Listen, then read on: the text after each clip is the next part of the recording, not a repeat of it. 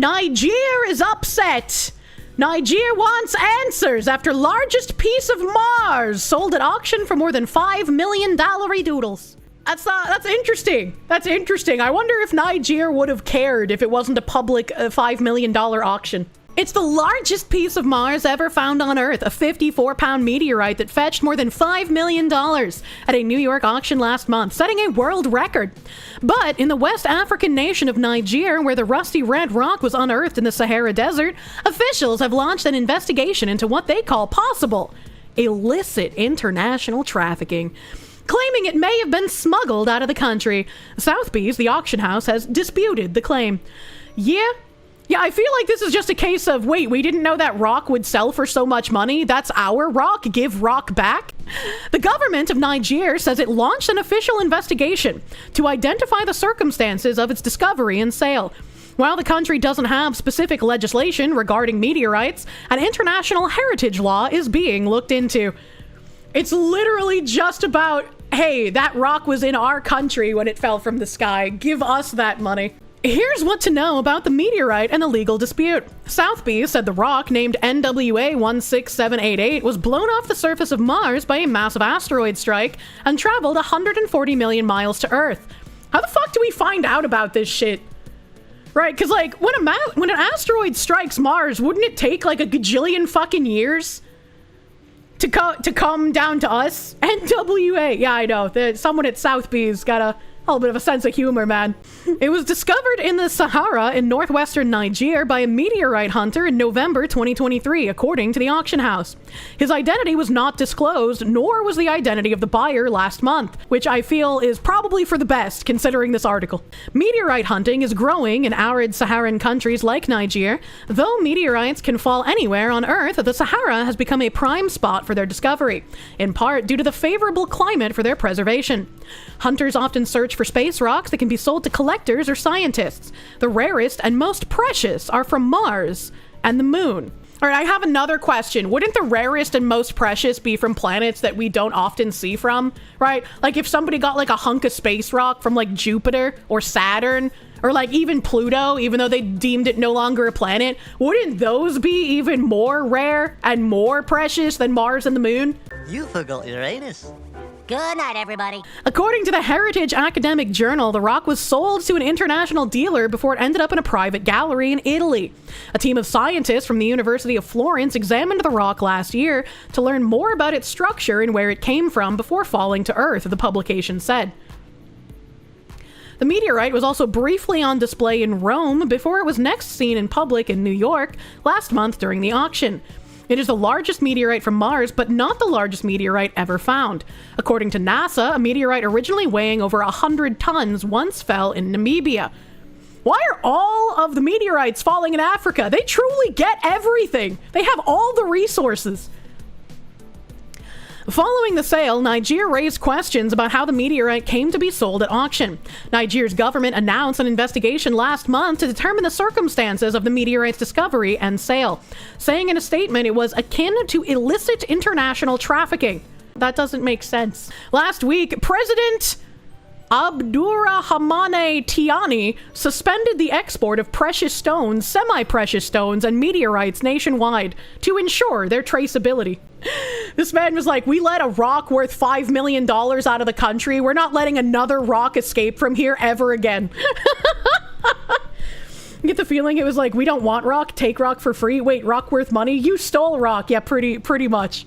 Sotheby's, which regularly auctions meteorites, said in a statement sent to the Associated Press that the meteorite was exported from Niger and transported in line with all relevant international procedures. As with everything we sell, all necessary documentation was in order at each stage of its journey, in accordance with best practice and the requirements of the countries involved. Authorities in Niger did not respond to AP's questions. While global agreements are in place to regulate the trade of cultural artifacts, there is ambiguity about whether meteorites are covered. All right. If you like, let's take Mexico as an example, right? If you had like a historic meteorite, like the one that killed the dinosaurs, land on your land, I could see an argument for making that a cultural artifact. You're like, hey, yo, we got the big rock that killed all them big things back in the day, right? Like that makes sense. But if it's like a current year rock, or like a rock that you're just finding that had no impact on killing millions of wildlife around the planet, why would it be a cultural artifact? It came from space. It's not part of your culture. Like, I guess unless your religion is like meteorite worship, in which case maybe you have like a religious exemption. But for some reason, I have a feeling that Niger is not filled with meteorite worshippers. Patty Gersteinblith. Gerstenblith. That name's hard. A cultural heritage lawyer and expert on illicit trade said that under the UNESCO Convention on Cultural Property, which Niger and the US have ratified, meteorites can qualify as cultural property. However, Gersteinblith said Niger needs to prove it owned the meteorite and that it was stolen, as illegal export from the country does not make the meteorite illegal in the United States. That's a really funny loophole. That's a really funny loophole, that it's like, oh, even if we exported something illegally from your country, it's not illegal here, which makes it fine and you don't get it back. No take backsies. That's weird to me. If the meteorite was not stolen and if it was properly declared upon import to the US, then it would not seem that Niger can recover the meteorite, she told the AP. Some countries, like Morocco, one of the leading sources of meteorites on the international market, require restitution if the objects are discovered on their territory. But enforcement has been challenging due to the vast desert areas and informal trading networks. Yeah, like if I was a meteorite hunter, and I went to Morocco, not by myself, but with a group of men because it's a dangerous country to travel to, and I found a meteorite, I would be like, yeah, let's just hop the border to a different country and say we found it here so we don't have to pay money to their government. It's so easy, and it's not like it's a first world country, so, I mean, Africa has corruption. Who'd have thunk it? You literally just need to declare it. It's paperwork. Tik Tok Migrant, who gave a step-by-step guide on how to cross the channel, filmed a "How to Kill Your Wife" rant weeks before boarding a small boat to Britain. Hopefully this story ends with, "and then he was deported."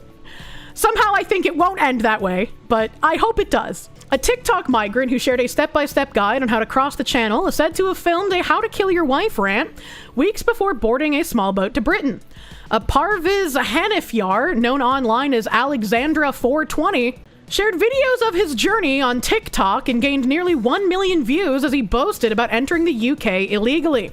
Mr. Hanifyar, who left Calais around 4 a.m. on Saturday, even shared videos of himself on the small boat before live streaming in an asylum hotel.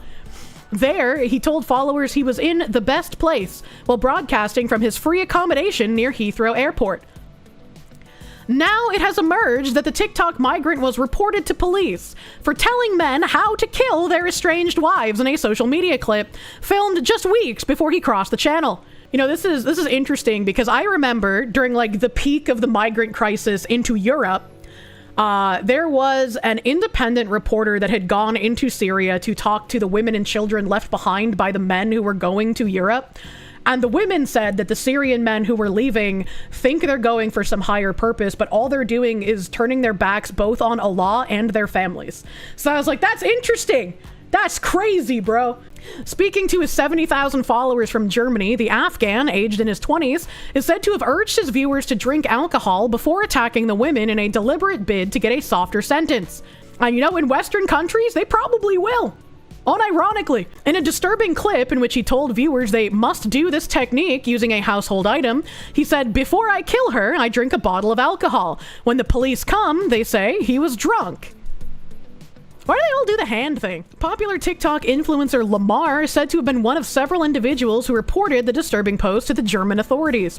However, Mr. Hanifyar, who reportedly lived in Berlin for 3 years, then went on to relocate to France and later travel to the UK. In response to the shocking video, Shadow Home Secretary Chris Phillip described the language used by the migrant as sickening.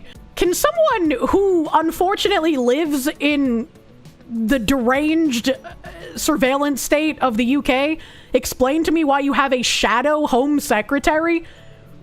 Like I'm sure it means something different than what it sounds like it means, because at least South Korea tried to keep their shadow government a secret, man. The shadow home secretary is opposite of the light home secretary. Oh, shadow means the opposition equivalent. Okay, that sounds much cooler than it actually is. Shadow ministers are instated to keep things balanced. All of them are part of the opposition party that wasn't elected. Okay. Okay, that makes more sense. Thank you. Here, UK, it's shadow government just means that he shadows the real one. That's so weird. Adding that Mr. Hanafyar posed a threat to the UK, Mr. Phillip demanded that he be arrested and deported as a matter of urgency. Thank you! At least the Shadow Secretary has some brains! Mr. Hanafyar first sparked outrage after sharing a video of himself grinning in an orange jacket and pointing to the sky. He then showed the boat as it was surrounded by huge freight ships, set to the theme tune of US drama Prison Break. The migrant was one of more than 400 arrivals on Saturday and was taken in by Border Force officials to be processed in Kent. He was then taken to the 4-star Crown Plaza Hotel near Heathrow, where he started live streaming to his followers. That's crazy! That they just get free accommodation in really nice hotels. What the fuck? Don't be stingy. Your country is not your father that you are so stingy. Yeah, it's not stingy to say, get the fuck out. It's our country, not yours. You are not entitled to things in our countries. The UK isn't even mine. I'm not entitled to anything there. An illegal migrant shares a step-by-step guide on how to cross the channel. Known as Alexandra 420, he shares footage of himself with others. Illegal migrants on a boat making the crossing from France.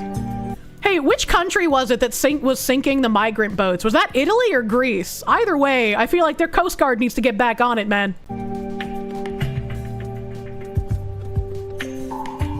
Alexandra was then taken to the 4-star Crown Plaza Hotel near Heathrow, where he started live streaming to his followers. It was dangerous, our boat sank, it was punctured. Being stingy is not good for God. You see, I risked my life, why don't you come?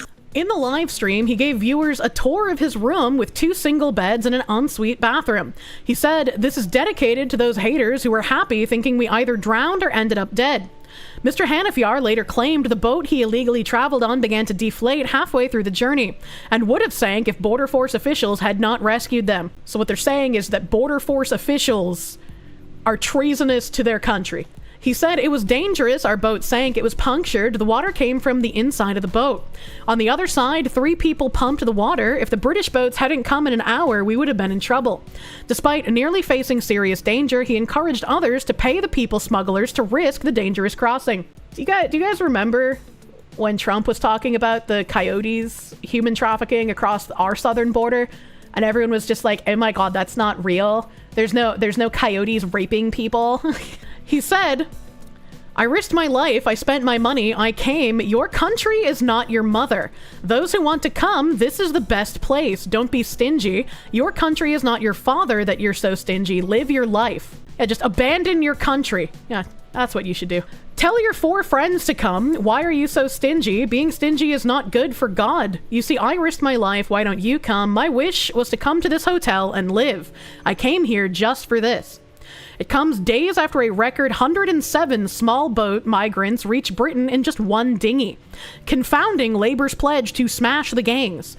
Images from the port of Dover showed human traffickers have begun to deploy a new, longer type of inflatable. I don't understand the defense of human trafficking. Like, why do you want human traffickers to get paid and have, like, a steady revenue trend? How is living off of someone else's taxes not being stingy? That's a great question. The dinghy, which can be barely described as a small boat, was recovered in the channel and taken to Dover, where it was examined by Border Force and law enforcement. Why? It brought 107 migrants to Britain overnight, smashing the previous record of 96 people aboard 1 inflatable. Meanwhile, the number of small boat migrants reaching Britain under Labour passed 50,000. Keir Starmer has been slammed for incompetence over the handling of the Channel crisis, with the soaring figure a clear indication of the lack of a plan since he axed the Tories' Rwanda deportation scheme on his first day in power. Wow, I'm so shocked. Former Labour Home Security Jacqui Smith blamed the Tories, claiming what is happening is the result of the last government. Yeah, I mean, not really. Not really if Keir Starmer is also just literally allowing this to happen. In response, Reform leader Nigel Farage criticized the Prime Minister on social media. He wrote, "As I predicted 5 years ago, unless we deport illegal migrants, the invasion will be huge. 50,000 since our weak Prime Minister took office, and there is no sign of stopping." Oh no, chat. I called it an invasion when Keir Starmer did, and now Nigel Farage called it an invasion. I'm gonna get cancelled again. The government's return deal with France appears to have done little to deter those determined to get to Britain, with the latest total including more than 1,500 arrivals in the 7 days since the one in, one out scheme launched. It should really be like 1 in, like 1,000 out, let's be real. Official figures revealed there were 474 arrivals on Monday alone, bringing the total since the general election on July 4th last year to 50,271, despite the Prime Minister's promise to smash the gangs behind the trafficking trade. The milestone was passed 7 months earlier than under his conservative predecessor, Rishi Sunak. Patchouli, thank you. Remember, kids, Lauren Southern got cancelled for showing migrants sabotaging their own boats about a decade ago now.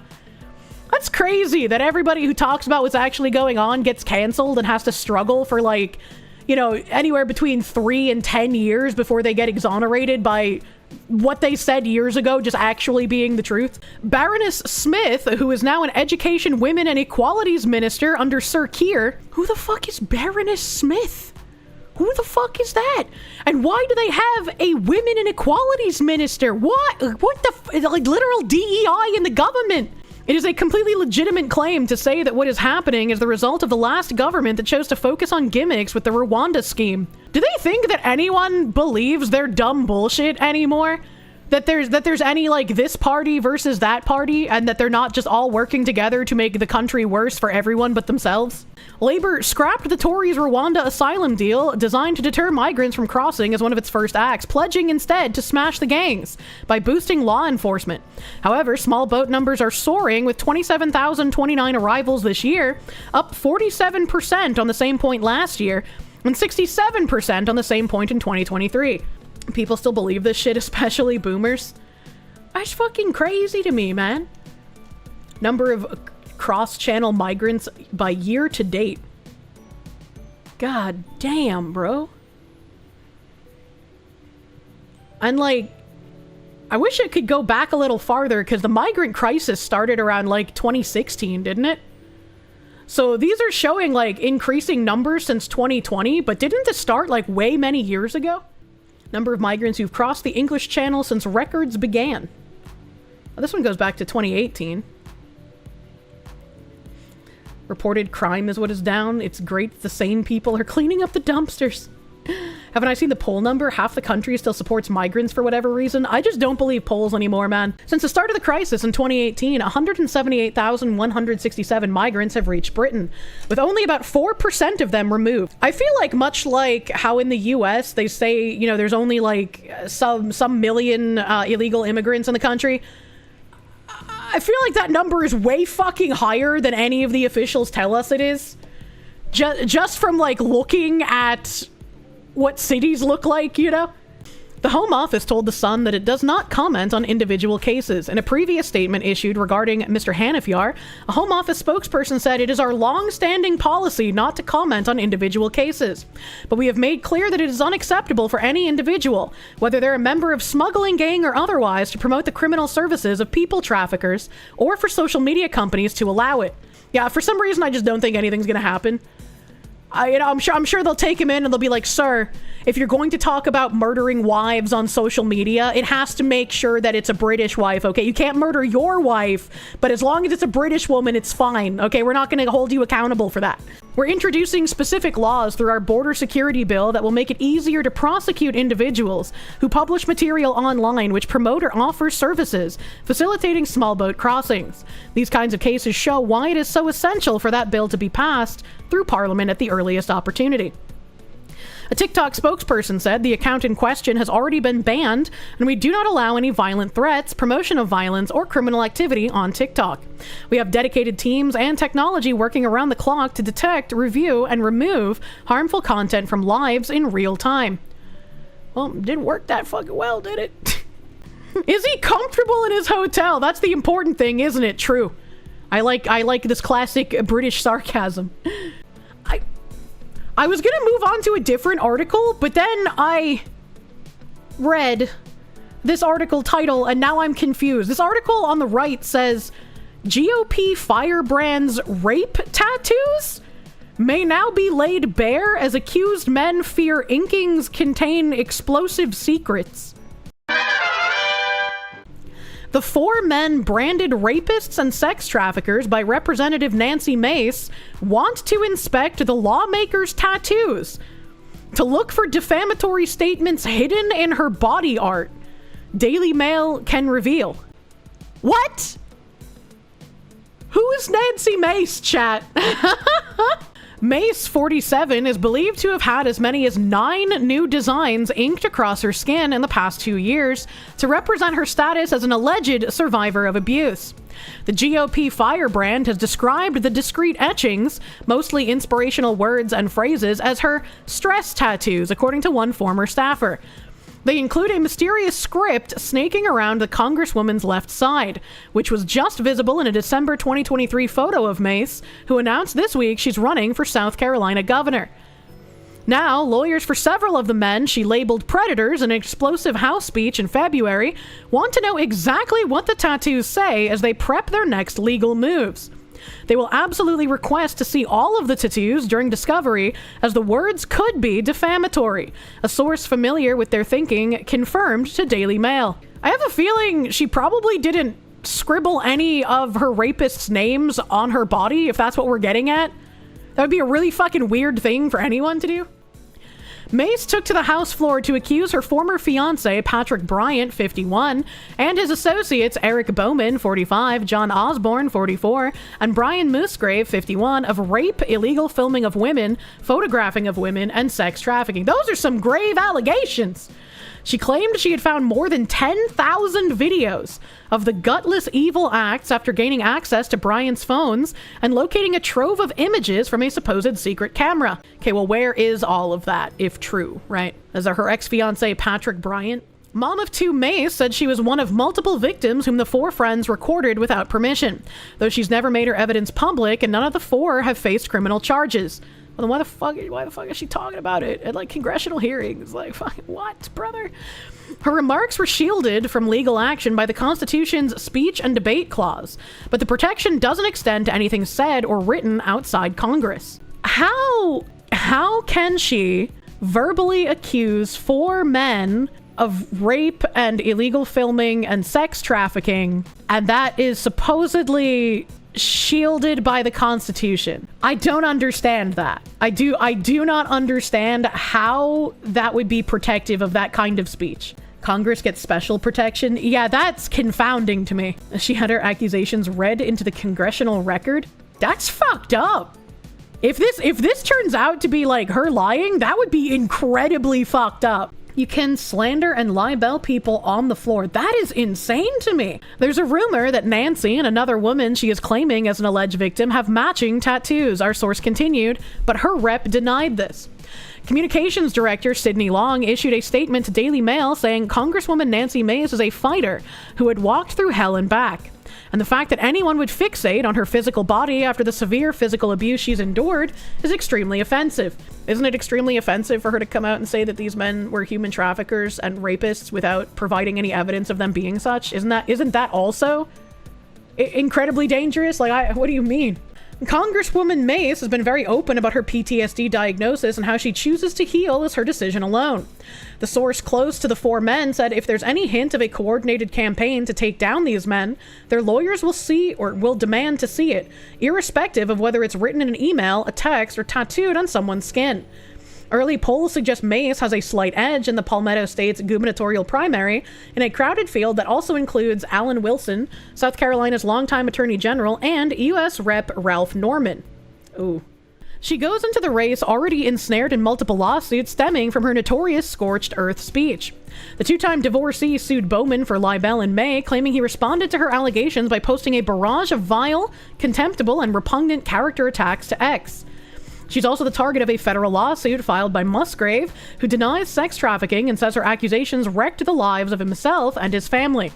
His complaint claims Mace spoke to Bowman and her former campaign manager Wesley Donahue about hacking into Bryant's phone after their 2023 split. Okay, but if she found the things on there, would that matter? The pair were in the midst of a $5 million property dispute over their shared homes in Washington, D.C., the Isle of Palms, South Carolina. And Mace wanted leverage, Donahue said. She allegedly told another colleague, John Mason Long, she had fitted an Apple AirTag device to Bryant's car, which he later discovered and confronted her about. Recruiting others to assist in hacking a phone or gathering incriminating evidence for personal pursuits is not within the course of scope of one's employment as a member of the United States Congress. But it is within the scope of employment for the CIA or the FBI. Of the 4 men accused by Mace, Bryant is the only one who had been investigated by SLED, the South Carolina Law Enforcement Department. He denies any wrongdoing and has not been charged with a crime. The pair got engaged in summer 2022, but Mace claimed in late 23 that she had broken things off with a software entrepreneur after catching him on a dating app. When asked about his former boss's breakup in an April 28th deposition, Donahue said she was losing a lot of weight. She was getting what she called stress tattoos. Mace is also alleged to have discussed tattoos with a former girlfriend of Bryant, whom she sought out to ask if he had ever been violent. Nacy made multiple allegations against Patrick, including that he engaged in acts of sexual assault and intimate partner violence, the woman said in a sworn statement seen by Daily Mail. The affidavit, which is yet to be filed in connection with a specific case, goes on. Mace did not reference breaking up with Patrick due to finding his profile on a dating app, which was the reason she had given to the media previously. She also stated that she never had tattoos, but since the purported assault, she had gotten 9 so she could feel the pain. The daughter of a United States one-star general, Mace grew up on military bases and was the first woman to graduate from the Citadel, the storied South Carolina Military College, in 1999. Chat, the more I read, the more fucking confused I get, man. Are these tattoos like Nixium brands or something? Yeah, right? If he's up to shady stuff, wouldn't she want to look into him? Yeah, right? I just like, if there's evidence, just fucking show it, man. You have like a team of people that can pixelate shit to save you, right? She made a run at the Senate in 2014, but lost to Lindsey Graham in the primary before becoming a social media director for Trump in the 2016 campaign. After representing the 99th District of South Carolina House from 2018 to 2020, she beat Democrat incumbent Joe Cunningham to become the first Republican woman to be elected to the U.S. Congress from the Palmetto State. I literally don't remember this woman. And she's like just racking up, prizes here. Mace notably teamed up with Matt Gaetz and 6 other GOP rebels in the headline-grabbing 23 ouster of former House Speaker Kevin McCarthy. And last November, she took aim at Delaware Democrat Sarah McBride, the first openly transgender person to be elected to the U.S. House of Reps, insisting lawmakers should use the bathroom corresponding to their biological sex. Bryant, Bowman, and Osborne are also being sued for battery, conspiracy, and inflicting emotional distress by a Jane Doe who says she was raped and photographed while incapacitated on a couch at Bowman's home in October 2018. The victim said she learned about the attack when Mace contacted her to say she had found a video on Bryant's phone of her being sexually assaulted by Osborne. Bowman has denied that any such attack took place and told Daily Mail that Mace's sex trafficking accusations are outrageous. Osborne told the Post and the Courier, the claims are categorically untrue and it is completely unfair to be looped into such accusations. Well, if there's a Jane Doe, doesn't she have the video? And also, why would they be sued? Wouldn't this be a criminal case? I'm so confused at everything in this fucking thing. There's not enough information and a whole lot of just trust me bro going on. Woman dismembered girlfriend and assumed her identity to collect benefits for 8 years, police say. A Georgia woman, why am I not surprised? A Georgia woman murdered and dismembered her girlfriend before setting her remains alight and stealing her identity to live off of her government checks for almost a decade. Angel Marie, literally named Angel, and fucking murders someone and then lights their corpse on fire? That's crazy. The jokes just write themselves. Angel Marie Thompson, 41, is accused of killing her girlfriend, Nicole Alston, in 2007 and leaving her burnt remains by the side of an intersection in Troup County. Why would you leave them by the intersection? Why would you not do better to hide them, man? Prosecutors said that after Thompson killed Alston, who was 24 at the time, she then assumed her partner's identity and collected almost $140,000 in government benefits through 2015. She also bought cars and rented apartments in Alston's name, according to the arrest warrants, reported by the Atlanta Journal-Constitution. Alston's murder went cold for decades as cops were unable to identify her charred remains. Thompson's arrest came after authorities sent evidence for advanced DNA testing in early 2023. Chat, my mom has that same Space Jam shirt. That's crazy. The remains were connected to Alston through a public genealogy test her sister had taken, with longtime investigator Clay Bryant subsequently joining the case. Alston and Thompson moved from New York in 2007, but their relationship turned abusive after they began living together in Fulton County, Georgia, the cops said. Yep. The lesbians weren't abusive towards each other in New York. It's just that Georgia air, that humidity really gets to you. Thompson sexually trafficked her girlfriend and murdered her when she tried to leave the relationship. Why was the trafficking shit so far down? What the I just got hit with a side swipe, man. Fulton County prosecutor Fannie Willis said. Willis added that Alston's case was one of the most gruesome investigations she has ever seen. There was no way to identify her, she said. The prosecutor was joined by Alston's mother, Sylvia, who grew emotional as she said, "She wished I never let her come to Georgia. She didn't deserve this." Thompson was on dating sites within hours of Alston's body being in a burning bag by the side of the highway, Sandy Springs detective John Nanoff said. He added that Thompson then used Alston's name to open bank accounts, acquire a driver's license, receive housing assistance, and get Social Security benefits. Nanoff said that he was stunned by the meticulous alleged murder. Yeah, that's kind of crazy. It's astounding that she was able to do what she did for how long that she did it, he said. I've never seen something so calculated. Detectives said they believe Alston was killed inside the couple's apartment. DNA testing reportedly found large quantities of blood evidence even 17 years after Alston's death. Thompson's arrest comes a year after she was booked on a single charge of concealing the death of another, after prosecutors said she had been collecting Alston's government checks for years. She was released on bond 2 years later, and the cops said this week they believed she was responsible for Alston's death at the time, but did not have enough evidence to charge her. She is currently charged with murder and identity theft. Willis said she plans to include human trafficking charges to Thompson's case and will present the case to a grand jury by the end of October. I think this will be an interesting case to see what happens. They let her out. I'm like unfazed by this in current year. I just feel like, for the most part, when people get arrested and they do heinous things, the court's just like, oh, well, we can't hold you responsible, so get out. Zanair, thank you. Burying a body at a crossroads or an intersection is an old curse. It means that the deceased soul may never know rest. It wasn't even buried. It was just burning in a bag. But does that mean that there's an element of voodoo here? But, what a fucking creepy-ass monster. Hopefully she does end up seeing the long stick of the law, but somehow I have my doubts. Ron DeSantis is under fire for turning against his fellow service members and letting executioners slaughter 5 veterans this year alone. And the subtitle is "Veterans Beg Ron DeSantis to Stop Killing Them." And there's context here. It says, the Daily Beast defends Bobby Joe Long, executed in 2019, but omits why. Long was a serial killer who raped and murdered at least 10 women in Tampa Bay in 1984. He confessed and was convicted of 8 homicides, plus additional rapes and abductions. And that only addresses one of the guys, but there are several people who made posts where they talked about all 5 of the guys. Bobby Joe Long abducted, sexually assaulted, and murdered at least 10 women. Dwayne Owen raped and killed 2 people, ages 14 and 38. Edward James murdered an 8-year-old and her grandmother. Jeffrey Hutchinson murdered his girlfriend and her 3 children. And Edward Zakrzewski murdered his wife, son, and daughter. And yet, the title and the article are all about how Ron DeSantis is the bad guy. Why are so many people hard up on defending terrible criminals? Like, this is crazy. After Bobby Joe was arrested for serial killing, they realized he was also a serial rapist they were looking for that they hadn't connected to him. Insanity. Actual insanity. It actually breaks your heart, not even joking. It's just more of the same, but it's like journalists are literally not even human at this point.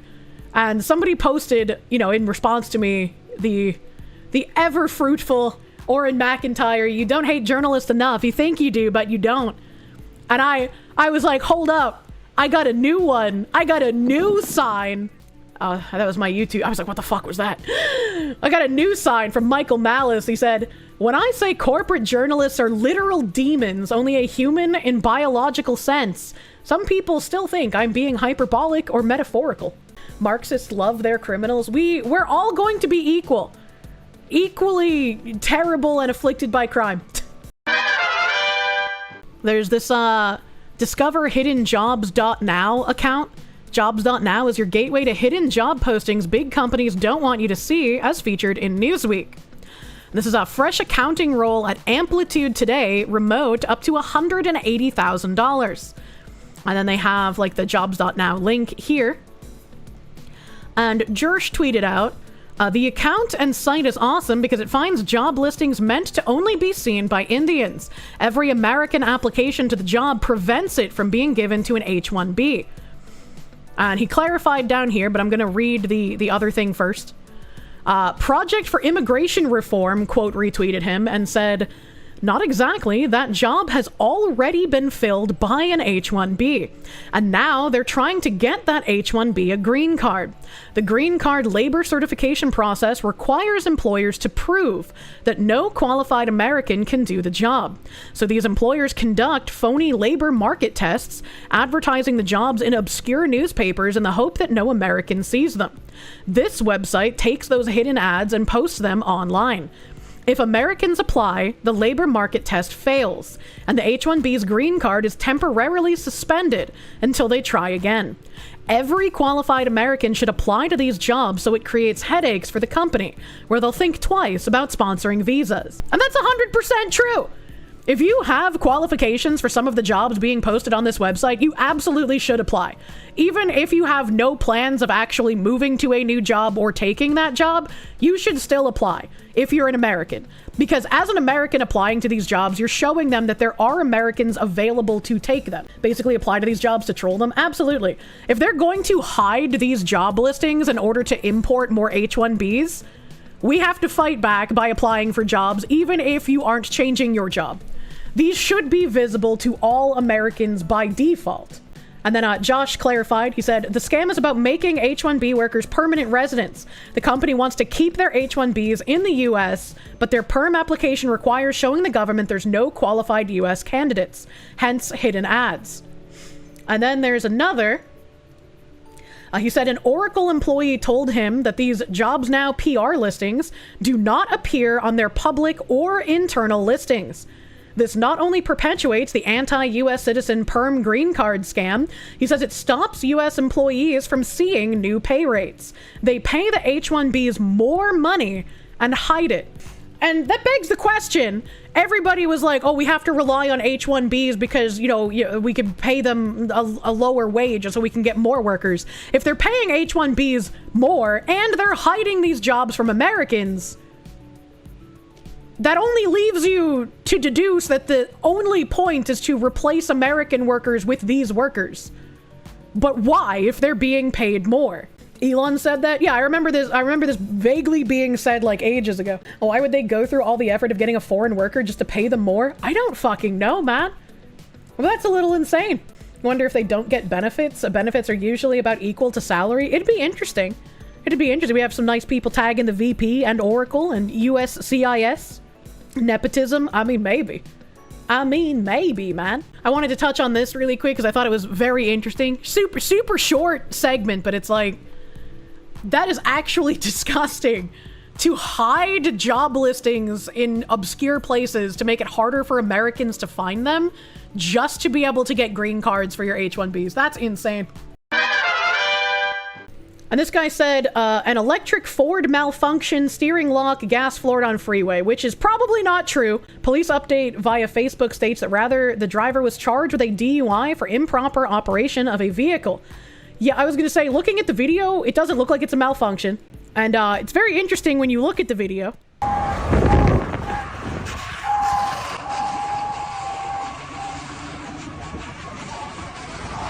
He's just careening into the buffer here.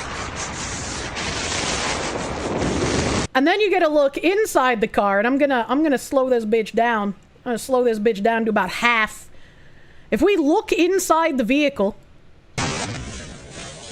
guy is kind of like doing a weird prayer symbol. I'm gonna mute this since there's no sound that's necessary.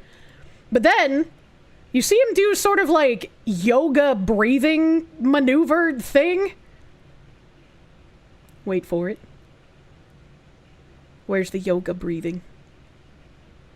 Come on, cameraman. Yeah, right there. Yeah, right there. It's like a little yoga breathing, like, hand maneuver. He just kind of, like, flushes his hands down and breathe out. All right, breathe out. Breathe out. Like, why? How the hell is the recorder recording this? He's on the driver's side. Probably one hand on the wheel, one hand recording. Pneumonia. And bro was praying for his life. Well, he was under the influence, so maybe he should have put his hands on the fucking wheel.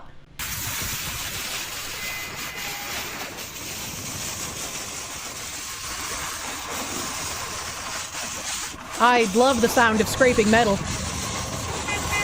Beep, beep. And then the median ends. And he takes out a red car.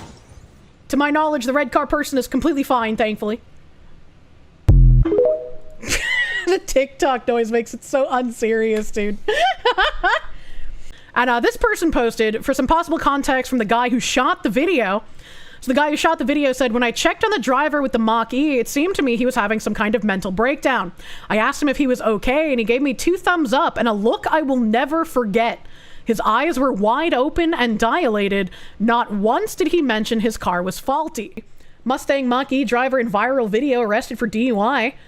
As Ford Authority reported yesterday, a video recently posted to TikTok quickly went viral. It depicted a wild scene where a Mustang Mach-E... I don't like Mustang Mach-E's, man. They're SUVs. They're not Mustangs. Get that fucking terminology out of here. Was seen traveling at high speed while scraping along a guardrail before it crashed violently into another vehicle. What was particularly odd about the video is that we can clearly see the driver is seemingly praying rather than trying to steer the out-of-control vehicle. And their hazard lights were on, not the brakes. Now we're learning that the driver was apparently under the influence at the time of the incident. The CHP of Redwood City, California became aware of this video and wound up posting more information about the incident on Facebook, helping to clear up a lot of misinformation and speculation that had been floating around. CHP notes that when they arrived on the scene, they determined that the Mach-E wasn't being driven with Blue Cruise activated at the time of the crash, as some had speculated, and the driver was arrested under the suspicion of driving under the influence. Certainly helps clear the air in that regard, but there are still a lot of unanswered questions, mostly related to the driver's behavior. It's unclear what they were thinking as it pertains to taking their hands off the wheel, or not trying to stop the vehicle before it smashed into someone else. Luckily, neither person involved was seriously injured, but things could have obviously gone much, much worse. Regardless, as CHP notes here, jumping to conclusions rarely pays off. I don't really care to read the rest of that sentence because it doesn't matter, but I'm going to read this press release. San Carlos, the California Highway Patrol, Redwood City area, is aware of a video recently shared on social media by a passing motorist. We appreciate the public's interest and want to provide accurate information and context. At approximately 1:08 p.m., officers assigned to the CHP Redwood City area office were dispatched to a 2-vehicle crash on US 101 southbound south of Holly Street in San Carlos. Preliminary investigation indicates the driver of a green Mustang Mach-E crashed into a red Mitsubishi Mirage and then collided with the right shoulder near Holly Street overcrossing. Through our investigation, we determined the vehicle was not operating in autonomous mode, and CHP officers arrested the driver on suspicion of driving under the influence, resulting in injuries to another. While we understand public interest in such incidents, video clips may not capture the complete context or investigative process. CHP conducts each investigation thoroughly, professionally, and in accordance with the law. A semi attempting a U-turn on Florida's turnpike led to triple fatal crash. The FHP says, so we had a crash in California. Now we're down in Florida. All right. A semi-tractor trailer attempting a U-turn in an official use only area of Florida's turnpike led to the fatal crash that killed 3 South Florida people August 12th, state highway officials said.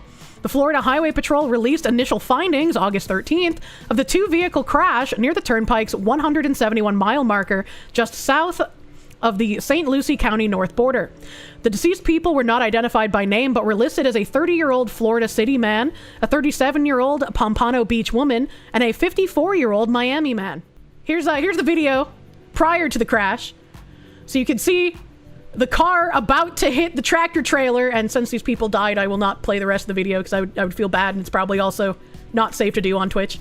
The usual suspects. The usual suspects. It didn't take long to figure that out. All 3 were occupants of a black 2015 Chrysler Town & Country van, while 2 California men, ages 25 and 28, listed as occupants of a blue 2024 International semi-tractor trailer, were said to be uninjured. 2 California men. Ah, yes, those Asian gangs. Describing what happened in the crash, highway officials said just before 3 p.m. Monday, the minivan and the semi were traveling north on the turnpike. The large truck, which was hauling a box trailer, was in the outside lane and attempted a U-turn into a official use only area along the turnpike. As the semi-tractor trailer crossed over all northbound travel lanes to make the U-turn on the access road, the agency said the minivan, which was in the inside lane, was unable to avoid it and collided with and became wedged under the left side of the trailer. Both passengers in the minivan were pronounced deceased at the site of the crash shortly before 3:15 p.m. The driver was flown to HCA Florida Lawnwood Hospital in Fort Pierce, where he later died from his injuries just before 5:15 p.m. As of Wednesday afternoon, highway officials said in the reports they had not yet contacted family members of some of those who died in the crash. Armin's nice guy, thank you for the biddies. You work in the shipping area of a factory. You talk to these drivers all the time in Florida. From what you were told, they handed CDL licenses out like candy after COVID. Yeah, that is also what I have heard. It's just an insane amount of people who probably should not get CDL license having them, unfortunately. DOJ sent demand letters to sanctuary cities, counties, and 12 states plus DC, warning them to eradicate sanctuary policies or they will lose their funding. Holy shit, I hope the fucking Boston mayor is finally held accountable. Gavin Newsom, governor of California. United States has a long history of cooperation with state and local law enforcement agencies, including for immigration enforcement. Such cooperation is vital to enforce federal law and protect national security. Recognizing that need, Congress has codified the duty of states and local governments to cooperate in immigration enforcement efforts. For too long, so-called sanctuary jurisdiction policies have undermined this necessary cooperation and obstructed federal immigration enforcement, giving aliens cover to perpetrate crimes in our communities and evade the immigration consequences that federal law requires. Under President Trump's leadership, full cooperation by state and local governments in immigration enforcement efforts is a top priority. To ensure such cooperation, the president has directed the Attorney General of the U.S., in coordination with the Secretary of Homeland Security, to identify sanctuary jurisdictions and notify them of their unlawful sanctuary status and potential violations of federal law. Additionally, the president directed federal agencies to identify and evaluate their statutory authority to issue grants, contracts, and federal funds, to determine where immigration-related terms and conditions may be added to combat sanctuary policies that violate federal immigration law. As contemplated by the executive order, designation as a sanctuary jurisdiction may result in additional consequences and further agency actions as permitted by law. As the Chief Law Enforcement Officer of the United States, I am committed to identifying state and local laws, policies, and practices that facilitate violations of federal immigration laws or impede lawful federal immigration operations, and taking legal action to challenge such laws, policies, or practices. Individuals operating under the color of law, using their official position to obstruct federal immigration enforcement efforts, and facilitating or inducing illegal immigration may be subject to criminal charges. As such, I have instructed that all litigating components of the department and each U.S. Attorney's Office shall investigate incidents involving any such potential unlawful conduct and shall, where supported by the evidence, prosecute violations of federal laws. And then they list a whole bunch of the laws. Genuinely don't understand the people who are against this. Why would you want people here illegally when there are so many immigrants that went through the correct process and wanted to become an American and wanted to add to America and wanted to be a part of our country? Like, you're not just doing a disservice to yourself and your fellow countrymen, but also the immigrants who did come here, who did want to be Americans. Just follow the law. Why is it hard? Imagine. Hillary Clinton said she'd nominate Trump for Nobel Prize if he brokers peace between Russia and Ukraine. I don't think I ever would have heard Clinton praising Trump for something in a million years. That's kind of nuts. That's kind of nuts to me. Holy shit. That would be amazing. Yeah, I'm kind of suspicious. I'm kind of suspicious about this. One of President Donald Trump's fiercest rivals admitted Friday that he should get the Nobel Peace Prize if he pulls off an end to Russia's war with Ukraine ahead of his summit with Russian President Vladimir Putin in Alaska. Former U.S. Secretary of State Hillary Clinton, appearing on Raging Moderates podcast, said she would nominate Trump for the award if he was successful in getting Putin to end his war and give back all the territory his forces took from Ukraine in the conflict. Does that include, like, territory he took years before this current invasion? How could Clinton be allowed to nominate anyone for anything with peace in the name? Trump and Putin are set to meet face-to-face in Anchorage at Joint Base Elmendorf-Richardson, Alaska's largest military installation, on Friday. That's today. The summit marks the first time in 10 years that Putin has been hosted on American soil. The president has expressed a hope that the meeting will lead to peace between Russia and Ukraine in the near future, noting that a more immediate goal for Friday's meeting would be to secure a second meeting with the Russian president. He told a reporter in the Oval Office on Thursday, and if it's a bad meeting, it'll end very quickly. And if it's a good meeting, we're going to end up getting peace in the near future. They both have mug shots like it's for a geriatric fighting game. USA. Clinton said that there are several things Trump needs to get Putin to agree to if he deserves the Nobel Peace Prize. But maybe this is the opportunity to make clear that there must be a ceasefire. Putin should actually be withdrawing from the territory he seized in order to demonstrate his good faith efforts. I mean, true. Let us say, not to threaten European security. The former chief U.S. diplomat said that if Trump could negotiate these conditions, then she'd nominate him, adding, "Because my goal here is to not allow capitulation to Putin, aided and abetted by the United States." I think that's a terrible, terrible precedent, and I think it would make our country less safe. I think it will reward Putin's aggression, and he will not stop. We know that, Clinton added. Clinton mentioned that it's a dream of hers that Trump will be successful during the upcoming meeting, and said that if the Nobel Peace Prize is enough motivation for Trump to get that dream realized, then he should get it. Is Trump motivated by getting a Nobel Peace Prize? I feel like after Obama was given one, it's kind of diminished in its, like, seriousness, right? Like, I'm dreaming that for whatever combination of reasons, including the elusive Nobel Peace Prize, President Trump may actually stand up to Putin on behalf of not just Ukraine and its democracy, but its very brave people. But frankly, on behalf of our own security and interests. Considering it was Bill and Hillary that drove the Russian establishment directly into electing a KGB officer as the new leader of Russia after they tried to turn them into a puppet state, that's a hell of a thing for her to say. I mean, isn't that the thing, though? Like, you install a puppet leader, or you get a fucking leader elected that you can then rail against to increase your own pocket money for the next couple of decades, right? Like, they just made themselves, like, easy money to just, like, argue against him for ages. Trump does want a peace prize. The other day, Armenia and Azerbaijan said that they were interested in nominating him for the prize for securing a peace deal between their countries. I didn't even know that happened. A video shows Seattle waterfront shooting of man in wheelchair over stolen valor. You know it's gonna be crazy when it's in Seattle, right? Like, nobody there is sane. All right. The King County Prosecutor's Office has released video footage of a shooting at Seattle's waterfront that prosecutors allege happened after a fight over accusations of stolen valor. The incident happened on July 31st near 1101 Alaskan Way in downtown Seattle. I don't know why I read that number that way. According to charges filed on August 5th, Gregory William Tim, 32, claimed the victim, a 68-year-old man in a wheelchair, was pretending to be a member of the military in public.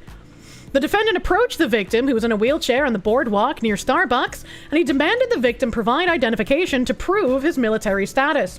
Senior Deputy Prosecuting Attorney Elaine Lee wrote in charging documents, as the victim was taking out his wallet, the defendant removed a military patch from the victim's belongings. This caused the victim to arm himself with a knife. Investigators said Tim continued to demand the victim's military ID, and the victim took out an airsoft gun from a holster. Before the victim could even do anything with it, the defendant pulled out his handgun, pointed it at the victim, and shot him point blank in the chest. The victim drew a gun that's not a victim. Oh, it definitely is a victim because he was being harassed by this guy. And I think this also points out a very interesting fact of, like, the law-abiding veteran in a wheelchair didn't have an actual firearm on him, so the mentally deranged criminal was able to pull a real firearm and do real damage. Tim extends his right arm, takes a couple of steps back, and fires one round from the pistol, a police report states. Tim returned the gun to his bag and waited for police with his hands in the air above his head, according to the charges. The video footage, which was provided to Como News by the prosecutor's office via a public disclosure request, appears to support the sequence of events. In the footage, shot from two different angles by different witnesses, Tim is seen demanding to see a military ID and moving around the victim in an agitated way. In the second video, Tim can be seen very clearly taking out a handgun, raising it, and shooting the victim in the chest as passersby scream and run. Tim is then seen with his hands on his head as police officers pat him down. Tim, the alleged shooter, was arrested by officers at the scene. During an initial court hearing, his defense attorney told the judge that the victim first pulled a knife. Tim would be claiming self-defense. The last public update on the victim was that he was in serious but stable condition. Kelsey Wright, who works alongside the Waterfront, said she sees the man who was shot nearly every day. He's a regular here, Wright said. He's usually playing music and bringing a good vibe to the Waterfront. Seattle Mayor Bruce Harrell spoke to Como News about the Waterfront situation when it happened. This was a targeted incident between two individuals, and so we will continue to make sure our police are down here and security is down here. We're getting about 5 guns off the street a day, over 2,000 a year, so we're doing everything we can. We hope that this is just an outlier because we want everyone to be safe. You know what would have made everyone safe? If that veteran had a real firearm instead of a BB gun on him. And then when that other guy was trying to accuse him of stolen valor while also trying to rifle through and steal his possessions, he could have just shot the would-be thief. And then everyone would have been happier. Everything would have been great. So this has nothing to do with getting guns off the street, you fucking candy ass. Holy shit. But we have the video. A busy afternoon on Seattle's waterfront as police process a crime scene while tourists look on. Now, prosecutors have filed a felony assault charge against the accused shooter, Gregory William Tim. Looked at this case, looked at what Seattle police had gathered so far, and thought pretty clearly that this is a felony assault case. King County prosecutors say both the shooter and the victim had weapons, but Tim was the one who started the altercation first. Court records say Tim accused the man in the wheelchair of stolen valor or pretending to be a veteran when you aren't. The court records say Tim, quote, demanded the victim provide identification because this is Seattle. The bongos just come with the territory now. Prove his military status, and then, quote, removed a military patch from the victim's belongings. Police said the man in the wheelchair pulled a knife and then pulled out an airsoft gun, and that's when Tim pulled out a real gun and shot the man. Sorry, I said BB gun earlier. Airsoft was the correct terminology. My bad, chat. And in the chest. The documents say both parties here had weapons, but your office felt like there's no viable claim for self-defense. Right, and that's because Washington State case law is pretty clear that if you provoke an altercation, it then doesn't work to then claim self-defense. Prosecutors called it an unnecessary act of violence against a vulnerable victim in a wheelchair. The charges say detectives were able to review several videos of the fight between Tim and the victim in the wheelchair, and many people witnessed the shooting. There were a lot of people there, and all that information helps prosecutors get this case before the court. Now, the victim told police he did have his military ID with him and he was reaching for it when he was shot. As for the suspect, he's being held in jail on a bail of $750,000. Police noted in their report that he goes from state to state and is believed to be homeless. Reporting live downtown, Jeremy Harris, Como News. I'm a little surprised that the guy actually got arrested and held for bail. I'm going to be honest with you, but also that didn't have the video of the shooting, so I guess we're going to play this one in the article. Right now at 5, new video just in showing the moment a man in a wheelchair was shot and survived on the Seattle waterfront. Take a look.